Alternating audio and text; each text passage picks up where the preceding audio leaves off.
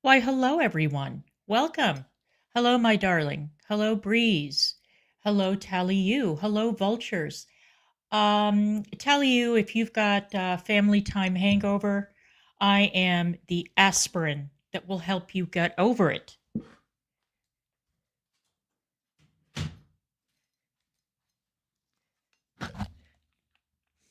Amber, just the person I wanted to see.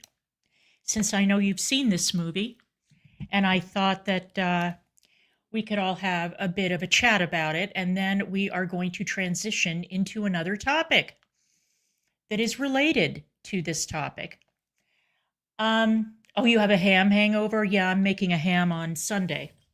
So, all right. So I went to see Wicked today. I woke up, it was snowing pretty hard, and I got this temporary bout of laziness.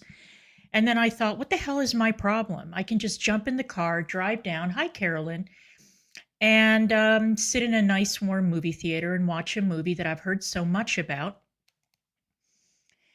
So I go down there, and unfortunately, the theater was almost completely empty. There were five people in there, but it's typical for Connersville movie theaters. The theater is usually empty. I have never gone to a sold out show in this town. And I have to say that this is the kind of movie where I really wish I had been in a sold out movie theater. This is the kind of movie I should have seen in DC, in Indianapolis, in a big city where there was not a single seat left empty. The the um, the theme is so amazing. The presentation is so amazing. The end. Hey, beautiful regret. How are you? The end is so exhilarating. I was sobbing at the end of the movie, but we'll get to that. Right. So I have, as I said before, I have never seen the Broadway play. I have never heard the soundtrack, and I haven't read the books. All that I knew was that Wicked was the backstory to The Wizard of Oz that has sort of a retelling and reimagining of the Wicked Witch of the West and what caused the witch to become so wicked. And is she indeed wicked?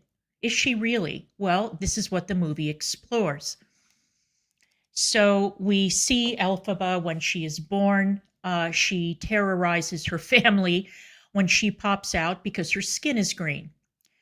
And she suffers throughout her life because her father rejects her and doesn't want to have anything to do with her and lavishes all his love and attention on her younger sister.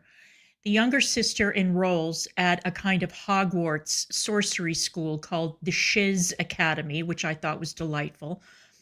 Elphaba accompanies her sister, and while she is at the orientation, she has kind of like a Carrie type power of telekinesis and creates a big ruckus in the meeting area for the students. And she is spotted by the teacher of sorcery, who's played by Michelle Yeoh, who takes Elphaba under her wing because she realizes that Elphaba has tremendous power. In the meantime, Glinda is um, a spoiled girl with what I guess the kids would call pretty privilege, who wants in with the sorcery teacher because she wants to learn the art of sorcery, but she doesn't have the innate skill and the talent. Now, this is a movie that is full of allegories and metaphors, which is one of the things that it's actually quite dark. The story is quite dark. There is a subplot involving animals in the movie. There are talking animals in Oz, one of whom is a professor at this sorcery academy. And as the film progresses, we come to find out that the talking animals are being hunted and arrested. The references to the Holocaust are so obvious that they jumped out at me, and it was very, very powerful. And I read on Reddit that some film critic, I don't know who, I think somebody writing for the Telegraph or one of the British papers, was saying that they should have eliminated the animal storyline altogether, which is preposterous. Without the animal storyline, you don't have the impetus for Elphaba to take the course that she did. Now, I have to admit that at a certain point in the film, my mind started to wander. Keep in mind, this movie is over 2.5 hours long. And there was a point, I think, in the school sequences where I thought, okay, let's get on with this. When they reach the Emerald City, Glinda and Elphaba, that's when everything really takes off. And that's when the story really kicks into high gear and we start to see who these characters are, who they really are, and what they're made of. The set design is spectacular, absolutely spectacular. I was absolutely blown away by the train that they built to transport the girls from their school to the Emerald City. It is mind-blowing. It's not CGI, it's a real train, absolutely gorgeous.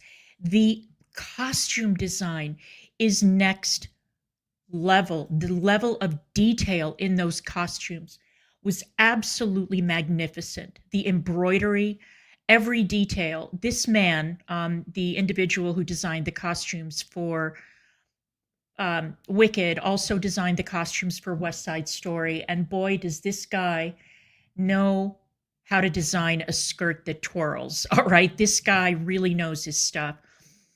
The fabric that's used, the color scheme, all of it, magnificent, magnificent. I can see this film getting nominated for about 1 million Oscars, and it was so good. It was so good that I even forgave Cynthia Erivo and Ariana Grande for the spectacles they've been making out of themselves on the press tour, which has been incredibly cringy. Hi, Lisa W. How are you? What can I say about Cynthia Erivo? What can I say about this woman?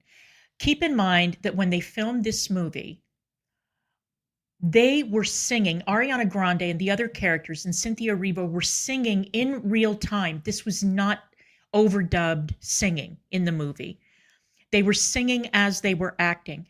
Absolutely incredible. And for Cynthia Erivo to be singing while she was flying around on her broom at the very end, I mean, if Cynthia Erivo does not get nominated for an Oscar and doesn't win it, I will be very, very crabby.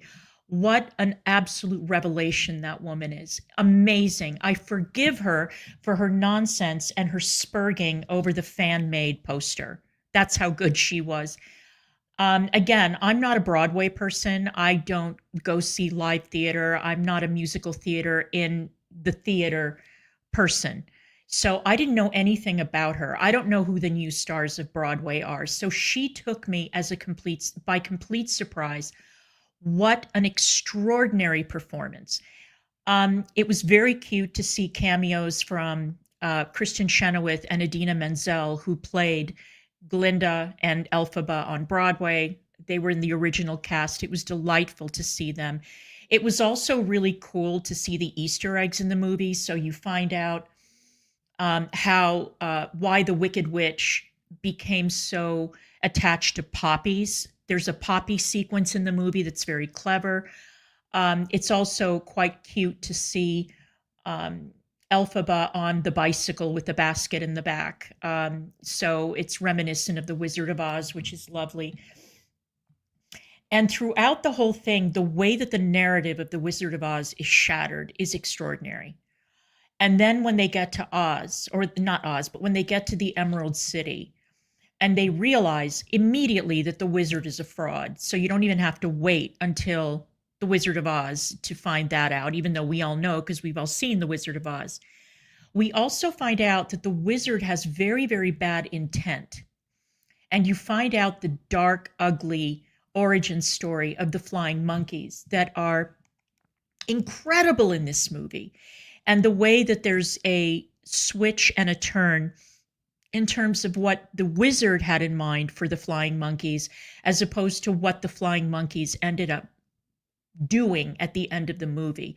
The flying monkeys are absolutely incredible, terrifying. I mean, they scared me in The Wizard of Oz when I was a child, but they are amazing in this movie. And I do have to say, this is not a movie for children.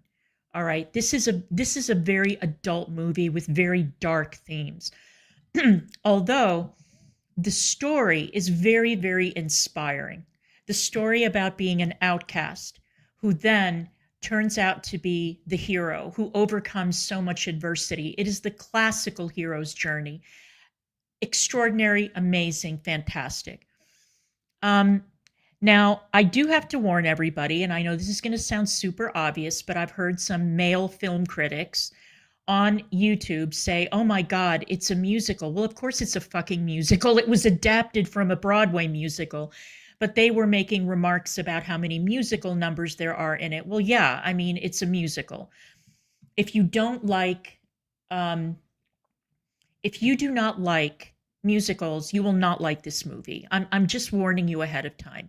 It is spectacular to look at. It is a visual extravaganza, and you will love it for that if you're a fan of costume and set design and the use of color, and the way that the movie is filmed is really fantastic.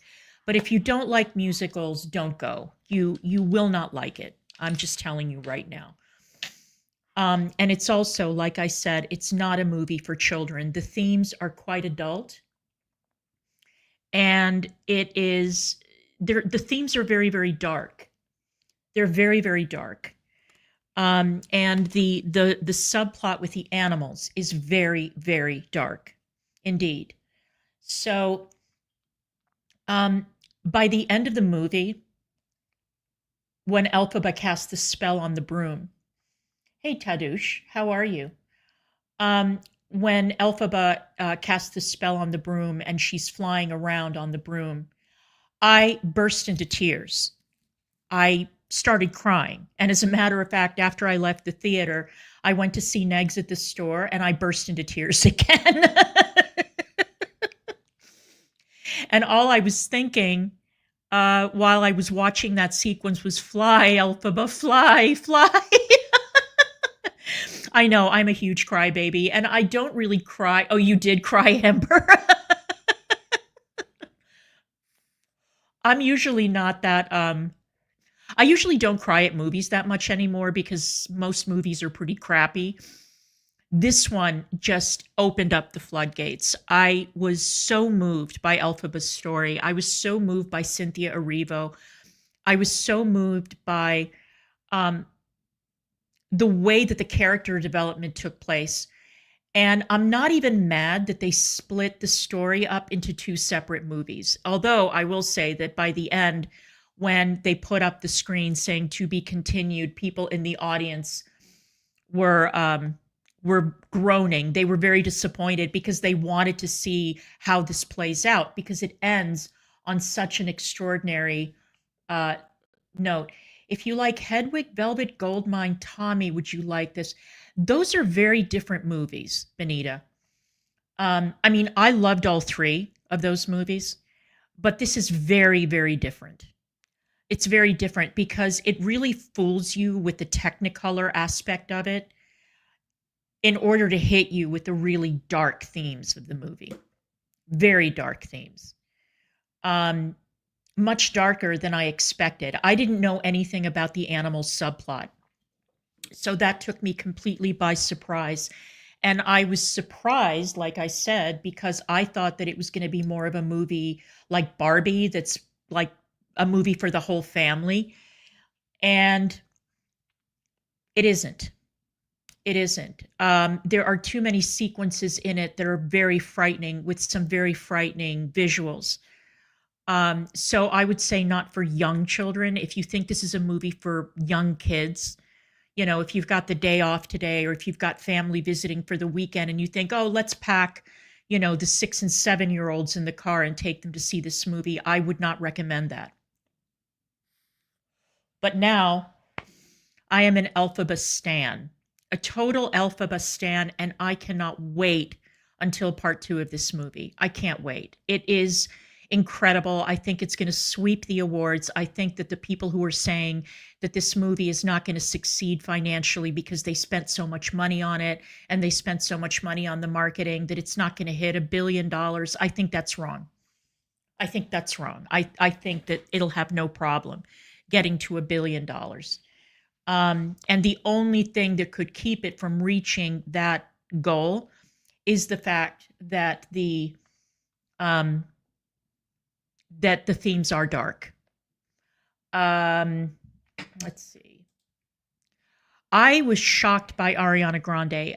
This is another one I know nothing about. I don't know any of her songs. I obviously knew what she looked like, and I knew that she was a star, like a child star. I did not know that she had this kind of range. I was incredibly impressed. Incredibly impressed. I did not know. She was kind of like a Lady Gaga figure for me. In the same way that based on her dance music, I had no idea that she was as talented as she is, Lady Gaga. I did not know that Ariana Grande had those pipes. I was blown away. I was blown away by it. Again, in the middle, it drags a bit. The school sequence does drag a bit. But once you hit Emerald City, it's all systems go. Jeff Goldblum, terrific as the wizard. Michelle Yeoh, terrific as the sorcery teacher. Everybody was great in this movie. Everybody was great. Everyone covered themselves in glory. I love the way that Munchkin Land was depicted, very colorful, very bright. And the Munchkins were played by regular height people. So we didn't have the same nonsense that we had around Snow White. So I highly recommend it. I think that the praise that it's getting is not overdone. I think that the kudos are not over expressed. I think that it deserves every bit of praise and the criticism it's getting also. So I highly recommend it. 2 big thumbs up. It is a beautiful movie to look at. The music is fun. I have to admit that musicals now are not the musicals that I grew up with, and I didn't really take away a lot of the songs. I wasn't humming at the end and thinking, oh my God, I've got to go out and get the soundtrack. Defying Gravity was my favorite number in the whole thing. Thank you, Rachel. How are you? Absolutely incredible. Incredible. Thank you, Rachel, for the super chat. I really, really appreciate it. And thank you for being here. Yeah, I'm sorry. Well, at least you have coffee. So that's good news. So I wanted to do a pivot because I saw some videos the other night and I thought that we might have a brief chat about them. I don't know why this particular video came to my attention so late. Let me see when it was uploaded. Hang on. Because the video I'm about to play for you, I just found today. I just found this afternoon when I got back from the movie. Oh, this was uploaded 9 months ago. I didn't see it, but I don't know if you guys remember the streams that I did on Rumble about Roland Fryer. Roland Fryer is an academic. He's an economist at Harvard. He's a Black professor at Harvard who has done a number of interesting studies and written a number of very interesting papers. And he decided that he was going to do a deep dive into police shootings. And the results that he came up with surprised him, took him by surprise, and created a huge firestorm of controversy such that Roland Fryer's life was actually in danger because of the conclusions that he came up with. Claudine Gay, who was then a dean at Harvard and then became president of Harvard, tried to destroy his career. There were trumped up sexual harassment charges brought against him. Everything possible was done to try and destroy this man's life. And he did an amazing sit-down interview with Bari Weiss that I have linked in the description box. It is well worth a listen. It is absolutely superb.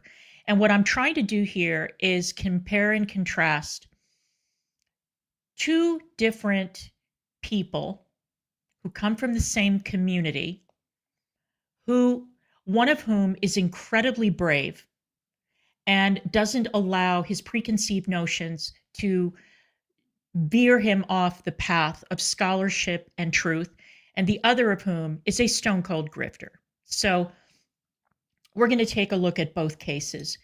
And I am going to bring up Amala, who is a content creator you know that I absolutely adore. Again, this is not a new video. This has been out for quite some time, but I must have missed it. I just found it today. And we're going to give this a listen, and we're going to hear what happened to Roland Fryer. It is incredible. And of course, what happened on Twitter was that his study was labeled as hate speech, and he was subject to an enormous amount of abuse.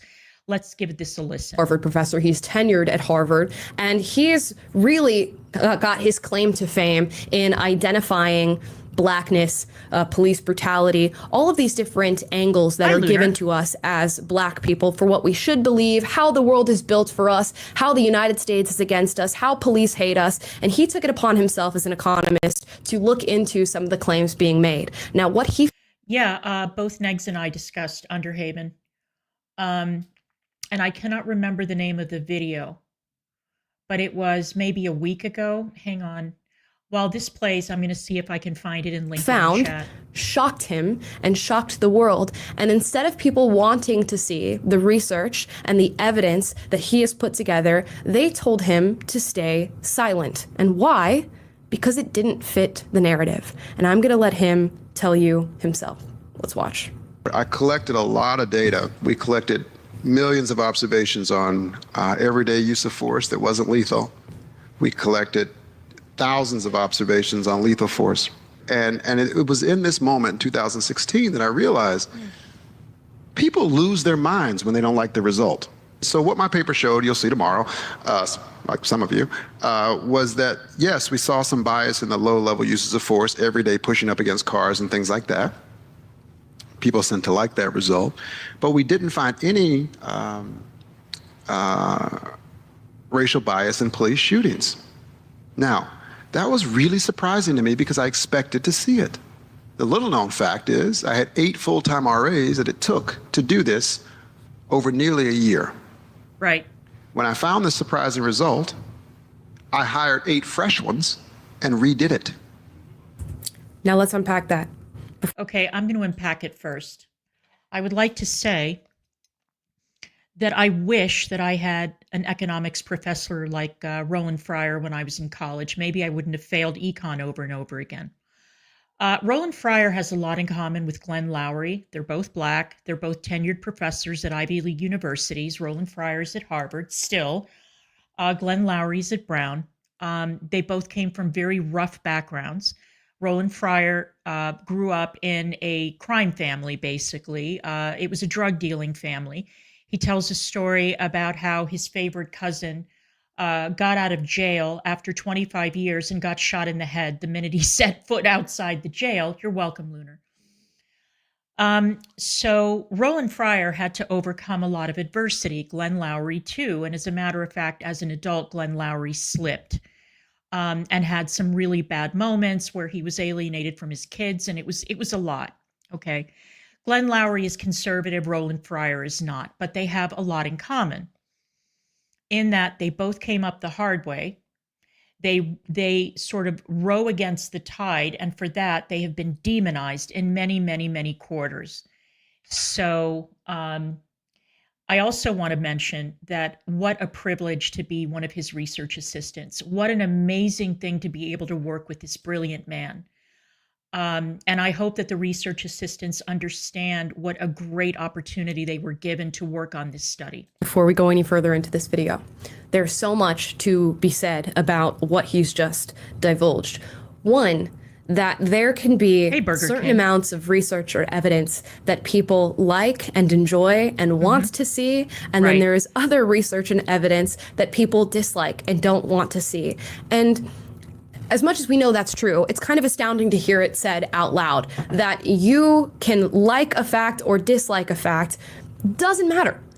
It's the facts, right? So if Okay, you should ask Laura Littman about this. Laura Littman was the professor at Brown University who wrote the study about rapid onset gender dysphoria and made a connection between the explosive growth of young people claiming to be transgender and social contagion. She basically said it was a social contagion. And for that, she was raked over the coals.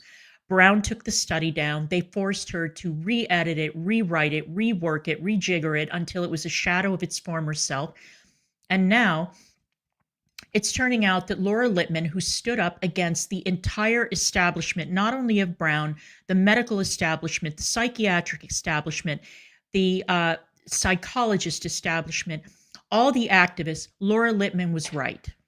And she left Brown, and I don't remember where she's teaching now. I don't know if she's at Chicago or some other equally prestigious university. But this is what happens to you in academia if you go against the tide in any sort of belief that is firmly held, and you come up with data to prove that the conventional wisdom is false. If you're finding instances of bias and people are cheering that on, as he said he found in lower levels of bias, like stop and frisks and being pushed against cars, things like that, he was finding that police had maybe a racial bias injected in those acts. Why would people be cheering for that? Why would they be happy about that? Why would they like that finding? It's because it reinforces what they already believe. Of course. That black people are victims. So if you think about that in the broader sense of academia, that means you have a lot of supposed academics who are simply going out into their fields of research looking for things that already support what they believe. Which They're is looking for not research that they scholarship. like rather than research and findings that are true. And to dislike somebody finding out that there in fact is evidence that police do not have bias when it comes to shooting people based on race, mind-blowing. You should be elated to hear that there is evidence to suggest that, especially should since be. police brutality is a keystone in many of the racial arguments that we're having today. It's leading Andrew to Gold is great, protests vultures. and riots, people fighting each other in the streets, people killing police officers. You should be over the moon to hear that there is research that dispels that myth and says, you know what, maybe it's not true. Right. Yet he was told that they should not publish this research and that they should right. not let it out to the public. And he took it upon himself, mind you, as a good academic, to say, you know what, I came with these foundings and I had 8 RAs find this. Let's do it again. Let's loop it back over. I'm going to hire 8 new people Right. who may or may not have their own biases to do the exact same research again and see if we come to the same conclusion. Now, I'll let him tell you what he found. To make sure. They came up with the same exact answer, and I thought it was robust. And then I went to go give it, and my God, all hell broke loose. It was a 104-page, dense academic economics paper with a 150-page appendix, okay? It was posted for 4 minutes when I got my first email. This is full of shit. Doesn't make any sense. And I wrote back, how'd you read it that fast? That's amazing. You are a genius. And I had colleagues take me to the side and say, don't publish this. You'll ruin your career. Pause. Now, Yep. this shows an even broader problem. How is it that in the halls of academia, you have people responding to something of this length, saying it's bullshit before they've even read it? And I've experienced this on a much smaller level than what Roland Fryer went on to experience in his career, having found these findings and putting them out to people. And we'll get into that in just a moment. But I've gone to college campuses to speak to students and do little, God bless you, I seminars wouldn't. or a talk here, a speech there. And before I've even arrived on the campus, you have members of faculty and students calling for the entire event to be shut down before they even have any surprise me. idea about what I'm going to say. And they're publishing things like, she's a transphobe, she's a racist, she's a white supremacist. Wow, a transphobe, a racist, and a white supremacist. You too, Amala? That's okay. I have been compared to Nick Fuentes, who is a neo-Nazi. Isn't that something? Do you know that in the official description of anti-Semitism, that one of the traits is to compare Jews or Israel to Nazis? Did you know that? It is. That's why I know how to spot them. I know how to spot an anti-Semite. You can't trick me anymore. You can't fool me, and you can't sell me that old okie doke anymore. Can't do it. Sorry. I'm going to speak out on it. Yeah, Rachel, I don't agree with everything she says either, but I think that she at least makes the effort to do research and to express herself in a way that is at least coherent and not based on pure emotion. And I appreciate that about her. Listen, I can't think of a single content creator on the platform that I agree with 100% of the time. Honestly, I don't. Not even Trigonometry. Even Andrew Gold, I've disagreed with stuff that he said too. But I still respect the effort to get to the truth and to at least give people a platform to speak their minds. For even knowing me. And that seems to be the exact same thing that's happened here. They've made up their minds about the conclusion before they've even gone to do the study. And if that does not terrify you when it comes to the halls of higher education, if that does not undercut the value of going into higher education, I don't know what does. Which is exactly why I thank God every day that I did not go into academia, that I did not pursue a PhD and go into teaching. Thank God. I would not still be teaching right now. And I would have been teaching English, not even anything as controversial as, econ or something. But there's a lot of drama in English departments too. Don't trick yourselves. It's not all about reading Milton and Shakespeare and everybody sitting around drinking tea and having civilized conversations. Oh no, the disagreements and vicious infighting in those departments is as bad as any other department.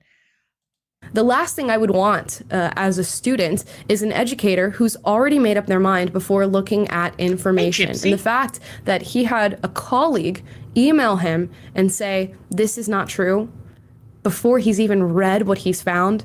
Right. Insane. And then to go on to tell him that if he publishes it, it's going to ruin his career. If you publish fact, it will ruin your career. Are we seeing the through line in these stories today? And it almost did temporarily until he became a hero. And people were made aware of the horrible way that Harvard tried to destroy him professionally and personally. And it didn't work. And he survived. He kept his head up. He kept going. And now he is immensely respected. I think everywhere outside of academia, he's immensely respected. Because I'm feeling it. I said, what are you talking about? I said, what's wrong with it? Do you believe the first part? Yes. Do you believe the second part? Well, the issue is they just don't fit together. We like the first one, but you should publish the second one another time. I said, let me ask this. If the second part about the police shootings, this is a literal conversation. I said to them, if the second part showed bias, do you think I should publish it then? And they said, yeah, then it would make sense. And I said, I guarantee you I'll publish it. We'll see what happens. So it was, I lived under police protection for about 30 or 40 days. Police protection. I had a 7-day-old daughter at the time. I remember going and shopping for it because, when you have a newborn, you think you have enough diapers, you don't. So I was going to the grocery store to get diapers with the armed guard. It was crazy. This man is a professor of economics at Harvard. He's an economics professor. and he had to go out with police protection and an armed guard because he published a study that made people angry. Think about that. Crazy. It was really, truly crazy. Do y'all hear that? All for publishing research, you have to Right. go under police protection. So, funnily enough, because a black man did a study and found, not even did a study, he just looked into the numbers, okay? Because a black man looks into the numbers on police brutality and finds out that, you know what, maybe there is no racial bias in police brutality when it comes to, lethal use of force or more extreme measures, because he found that out and published it, he's now forced to be under the protection of police officers. So these leftists who believe, oh, police are out to kill black You're men, right. that's what they're there for, and you found something that dispels that claim, I'm going to put you under police protection as a black man. And that is, part of what Roland Fryer went through as an educator. You've heard me talk about him many times on this show, but because of the research that he did, that ended up dispelling a lot of the stuff that we currently think. He found out about police brutality. He did a whole paper on acting white and found out that as black kids were more successful in school and getting better grades, they lost friends among the black community. And Okay, this is a very old finding, by the way. I was working at ABC when the Wall Street Journal published an article about this exact topic, and my friend, who was then Michelle McQueen, who is now Michelle Martin at NPR, did a story about it, I believe for Nightline or one of the magazine shows. I don't remember which. So this has been known since the 90s, okay? And so he picked up the ball and he ran with it. And it's a great topic. It's very, very interesting. were viewed as acting white and were no longer popular amongst the black community. So because he published findings like this, he had a target on his back. Yep. Almost the entirety of his time at Harvard. And one of the people responsible for really driving the knife into Roland Fryer in his time at Harvard was none other than Claudine Gay, Yep. who we all know now as the former president of Harvard, who had to resign due to plagiarism. Claudine Gay did not like Roland Fryer whatsoever. And that's because she was the queen of diversity, equity, and inclusion, and he was the one who was challenging DEI every time he got the opportunity to, through nothing more than facts. Not even from his own opinion or his strong Right. convictions on the matter, through facts that he was finding. And because she didn't really like what he had to say, she wanted to revoke his tenure, Yep. which didn't end up happening, luckily, as he is still Yeah, but what Claudine Gay did was she assembled one of those university kangaroo court panels to drag him through the mud and tried to revoke his tenure. She was a deeply, deeply unprincipled woman who had absolutely no business being the president of any university, let alone Harvard. And thank God she's kind of faded away, although she still is at Harvard, unfortunately. She's teaching. But her tenure was an absolute disgrace. still a very powerful force in academia at this moment, but all because he decided to challenge a narrative. Right. He also went through a slew of sexual assault allegations from a colleague, Queen Reindeer. and Harvard ended up investigating that and throwing tens of those allegations out on him. So the man has had a target on his back ever since he started finding things like this, and all because we've decided what it means to be black in America. We've decided what that experience is, and it doesn't matter if the facts reinforce it or not. It matters that we've just decided that that's the fact. There are so many people that if you go out on the street and ask them, how many black people do you think are killed by a police officer on an annual basis? How many unarmed black people do you think are killed by police officers on an annual basis? They'll say hundreds, if not Right. thousands. Right. The real answer is like a handful, 12, 19, 1 year, I believe. So we have a very distorted view of what reality is. And if you Absolutely. take the time to challenge that reality, you will be chastised, you will be attacked, you will become the next Roland Fryer. And luckily, he's, popping back up. People are constantly finding his work. They're constantly able to talk about it. And he's consistently challenging DEI because what he cares about is actual outcomes. Right. That's what he's concerned with. I'm going to show you this other video of him discussing DEI at this very same event and being asked about it. And his answer, straightforward, profound, concise. I also don't tolerate foolishness at all. Okay? And so you can't put me on a task force where we're going to spend the semester talking about the new name for black people. I don't want to do it. Right? You go to my neighborhood and call someone BIPOC, they'll punch you in the face. No one care. I care about the real issues. Right? You know what's offensive? Being unemployed. And so I have had that attitude throughout my career. I don't plan on getting rid of it because I want to make sure we focus on the real issues. And I believe sometimes in universities, we start to focus internally on the things that will, but it's not helping the people that we said we came there to help. I think that is really what we constantly need to be focusing on, because there's a million things in this world that are going to make you feel a certain way, or that might strike you as racist or bias or this and that. And there's a million different stories that we can tell ourselves about how we help Black people or the marginalized or the underprivileged. But really what it is about outcomes. And they're going to fluff you and, make you feel good about all these different changes that they're making, which we've talked about on this show. Joe Biden recently went and sat with 2 Black kids and their father and ate fried chicken and talked about how they're doing in school. And that's meant to be something done for Black America. A group of Democrats put together a hip hop task force. Task force. And the purpose of this hip hop task force is to bring about equity through hip-hop music. How exactly that's done? I don't know. We've changed the word for Black people to BIPOC to be inclusive and to make people feel better. And apparently that's helping underprivileged communities. And you'll notice that while these things might make you feel good and make you feel like you're an ally and you're doing something great, the outcomes are not zero. Translating. The Black community is not doing any better. It's not looking any better. It's not feeling any better. But all the allies who are saying BIPOC and eating fried chicken and, paying their tax dollars to the hip hop task force certainly feel better, I guess, about what they're doing. Guys, I can't make this stuff up.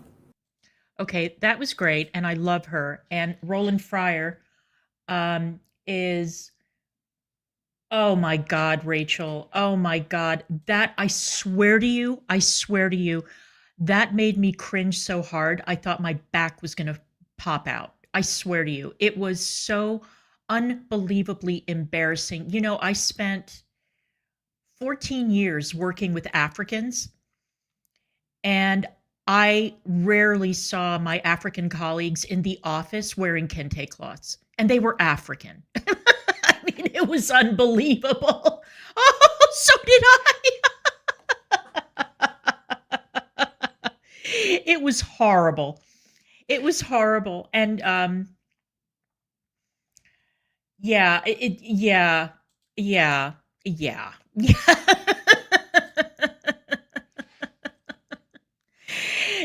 it was bad. It was really, really bad.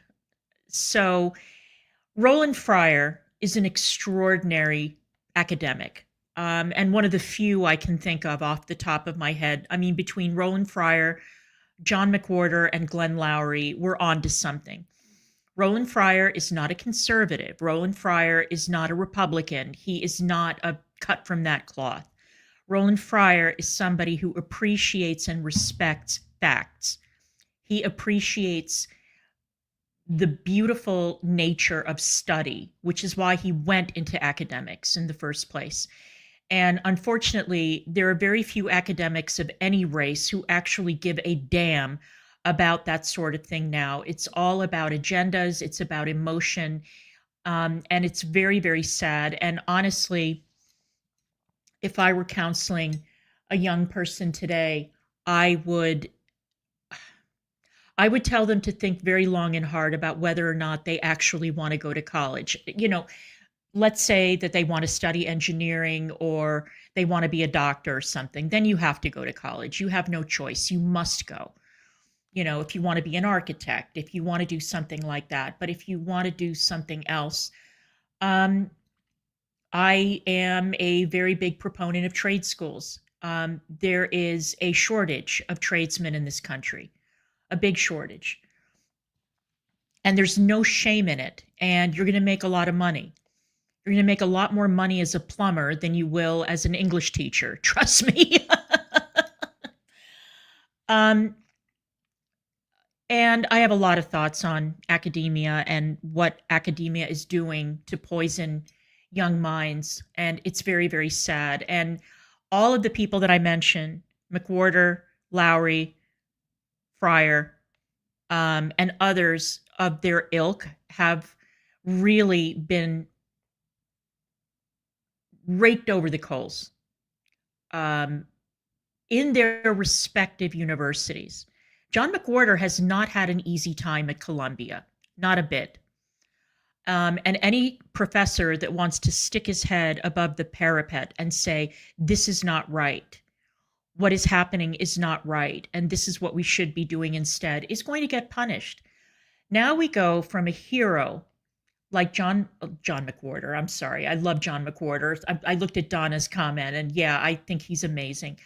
We look at somebody like Roland Fryer at Harvard, and now, of all people, we are going to listen to Cenk Uygur, or Cenk, or however you pronounce his name, because he went on an amazing tirade about one of the biggest race grifters in the history of this country. And I think that it's worth watching because Cenk was actually kind in his assessment.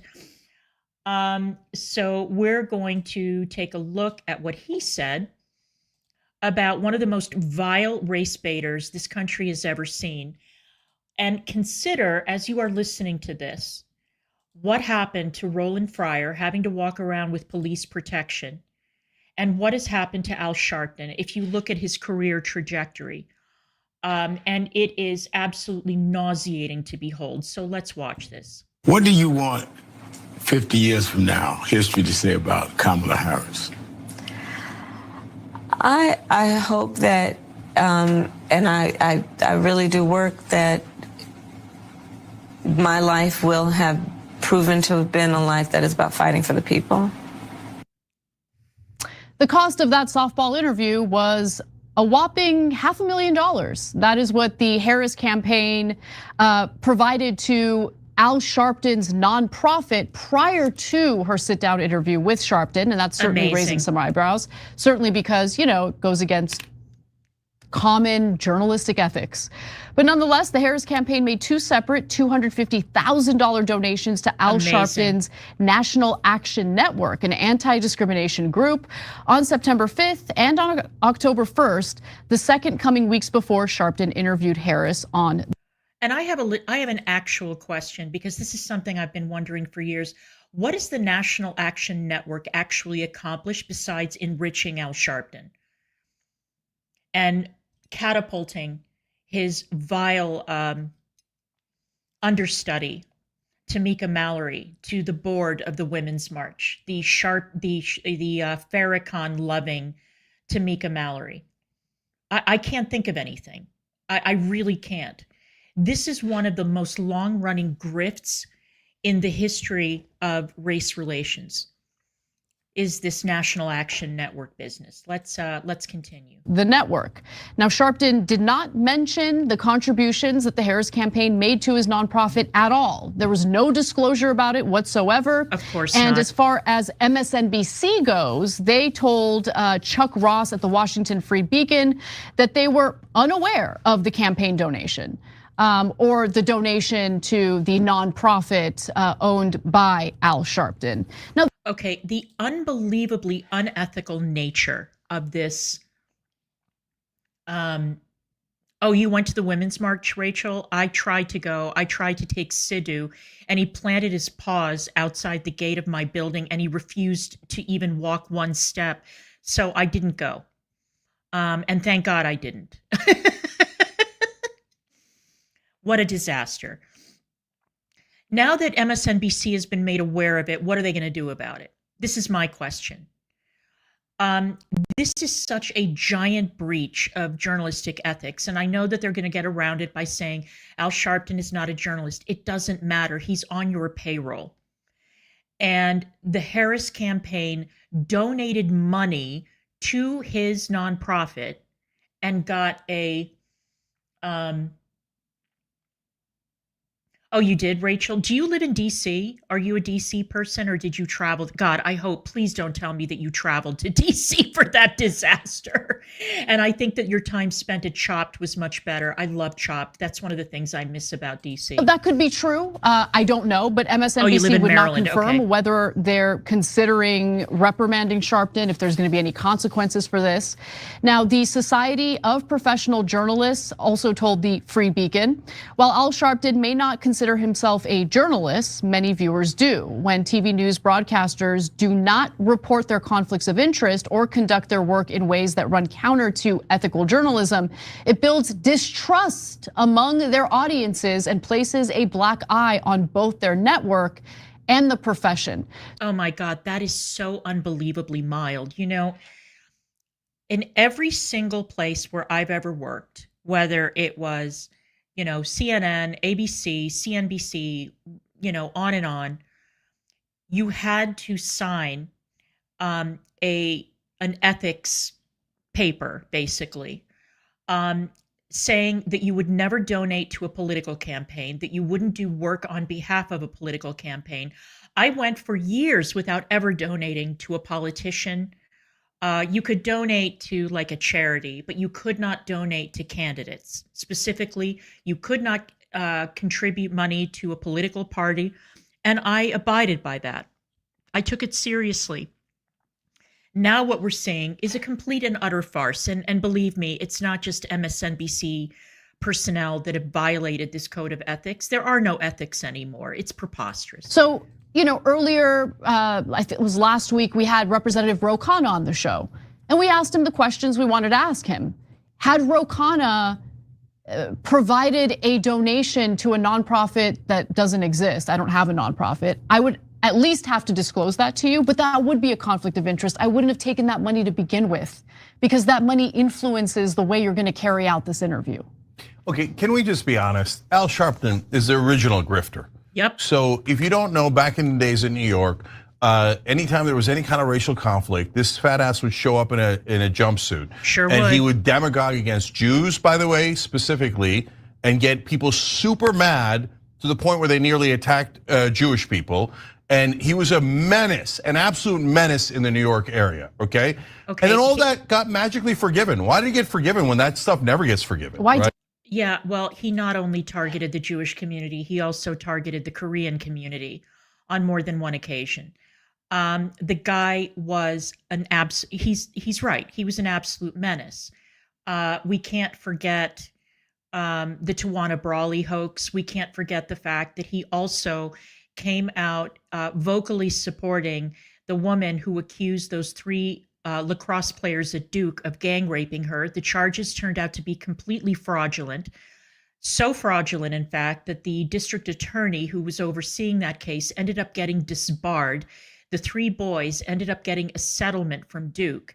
And interestingly enough, the woman who made the false accusation was never charged. How interesting. He was also involved in the Tawana Brawley case. He nearly destroyed the lives of the police officers involved. And these are just a few examples of this man race baiting, making money, getting people angry, running shakedowns in New York. And then he turns up on MSNBC. And nobody was more shocked than I was when this happened, but let's continue. Did it get forgiven? Because he decided to embrace professional corruption. He was running 2-bit scams back in the day because he didn't know any better, right? But he's a smart guy, so he wisened up and he's like, oh, the way the professionals do this is they kiss the ass of the donors, they kiss the ass of the politicians, and they get the real money, the big money. Yep. And did he shake down a lot of businesses saying, hey, if you don't give me money, I'm gonna call you racist? Okay, go ahead and catch feelings. Yes, he did. Yeah, he absolutely did. That was one of his biggest scams in New York for years. He would basically blackmail these businesses and, commit acts of extortion is what he did. And Cenk is right. Then he moved on to the big game.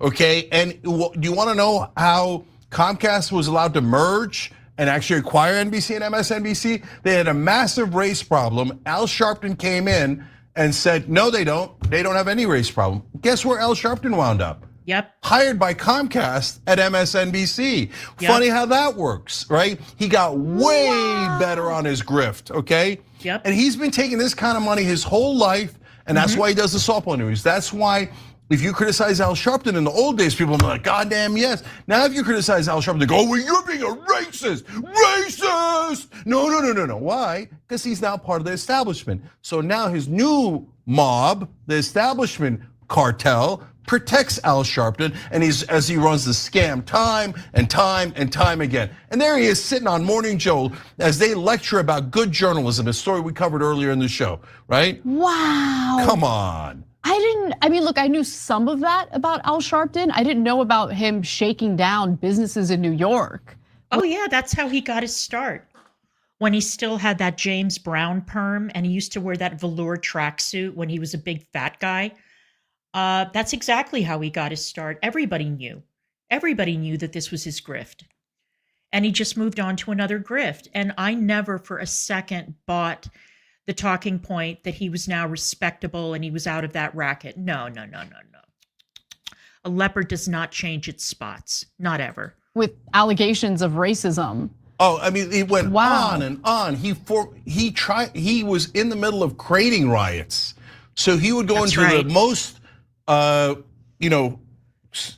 like flammable situations, for lack of a better word, and he would come in there with a match and start lighting things on fire, right? Yep. And when he went after it, he said, "Oh, the Jews are running these businesses," and riled people up against Jewish Americans.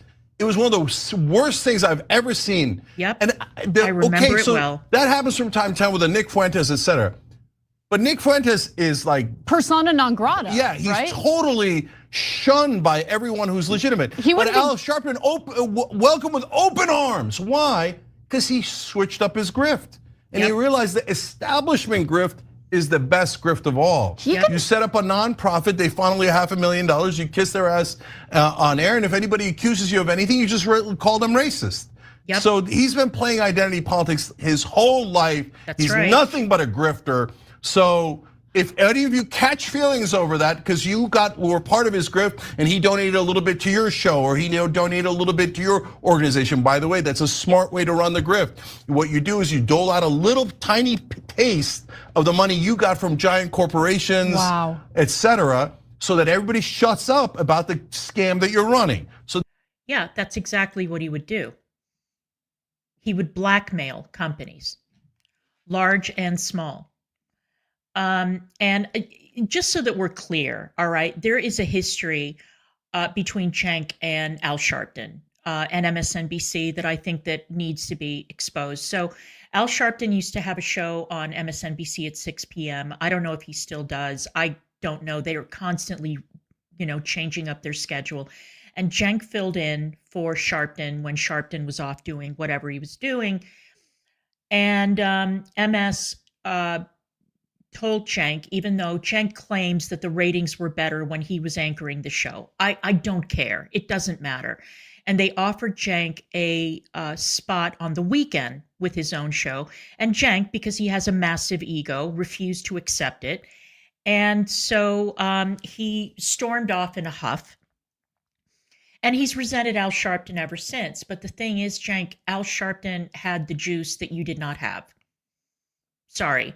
And my feeling is if Cenk had been put in that 6 p.m. slot and Sharpton had been moved, Cenk's show would have been canceled eventually because MSNBC has a real problem, or did at that time, holding on to talent in those spots because the ratings were so bad. So, I mean, the Sharpton show was a vanity project, just like the show they gave Alan Keyes. Joe Scarborough used to have a show in prime time that flopped, and so they gave him Morning Joe, and it became a hit. So, I mean, this is very common in cable. There are always going to be reshuffles. But Cenk is still very, very salty years later, even though he's like, well, I quit. You can't fire me, I quit, and I don't care. He cares. He very much cares. So there you go. And look, I didn't say any of it was illegal. It's my opinion that he's a giant grifter, okay? And you could look up all that information on your own. I mean, I think Boris Epstein should have Al Sharpton on retainer for how to professionalize his grift. Yeah, Boris is an amateur compared to Al Sharpton. Wow. And I have to say that of all the people that Trump has hung on to, why Boris Epstein is still on his payroll or still inside the tent, it's baffling to me. Boris Epstein is a total crook.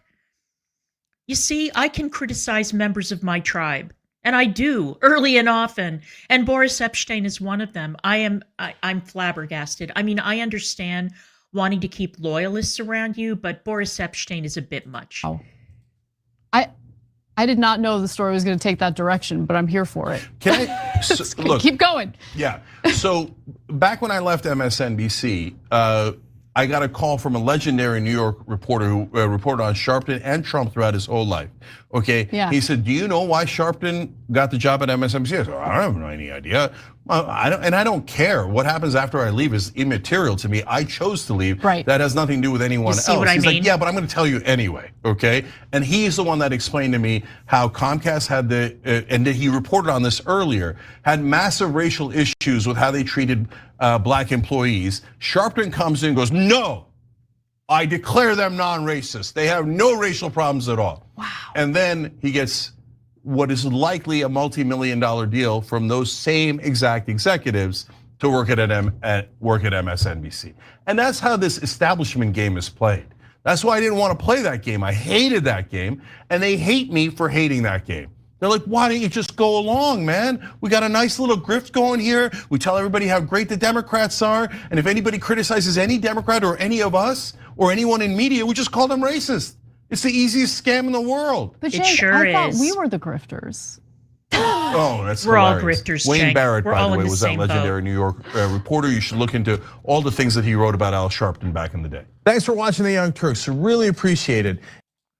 All right, that was fun. I appreciate that. I love any opportunity to throw stones at Al Sharpton. He's awful. Now, why did I play those two clips side by side? I played the two clips side by side because we saw one man of tremendous character and integrity who nearly lost his career after being dogpiled and brigaded by his own university for telling the truth. And we have another guy who has probably become a multimillionaire by running grifts. This is what this country rewards, and it is absolutely galling to me. It is galling to me. And the grifts are everywhere. I mean, we heard Anna talking yesterday, Anna Kasparian talking on Piers Morgan. If you haven't watched my stream from yesterday, please do consider doing so. Talking about the nonprofit grift and the money that flows into the nonprofits and how these nonprofits end up damaging the very communities that they're claiming to help. And there's a lot of money in that grift. Believe me, there is a lot of money in the nonprofit grift. So if you are ever considering donating money to a good cause, please, please, please do. Hi, Freebird, how you doing? Welcome. Please read very carefully into these groups. Read carefully. Now, I understand that when it comes to things like needle exchange, the justification is, well, it halts the spread of HIV/AIDS. That is very true, all right? However, these needles should not be distributed in business areas by nonprofits.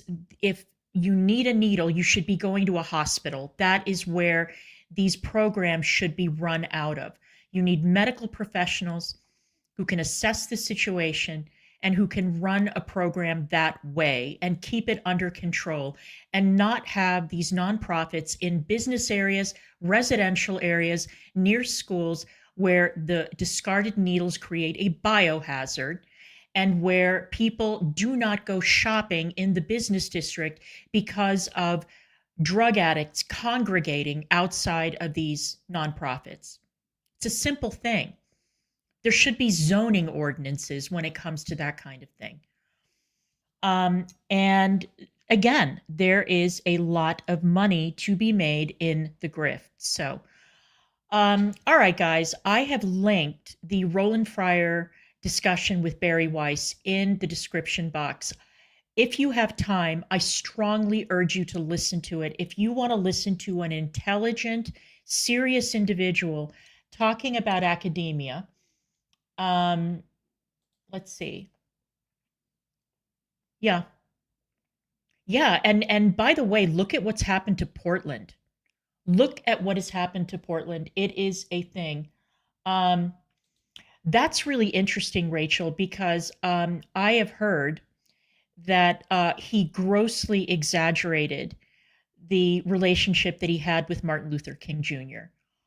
And that he's been dining out on that, you know, that picture where he's standing next to MLK Jr. Oh, he did. You see? Okay, so it's true that he exaggerated his relationship with MLK Jr. He exaggerated his role in the civil rights movement, and he's made a lot of hay and a lot of money based on the exaggerated stories that he's told, which is sickening. It's disgusting to me. So anyway, guys, I really, really, really appreciate all of you being here. I don't know what I'm going to be talking about tomorrow if I stream. I've been taking a lot of interest in this Patrick Ta story because I'm a makeup nerd, you know. So we'll see. But I want to thank you all for being here. And please listen to that conversation between Roland Fryer and Bari Weiss. You won't regret it. All right, guys, thanks again. And I will see you the next time. Thanks, guys.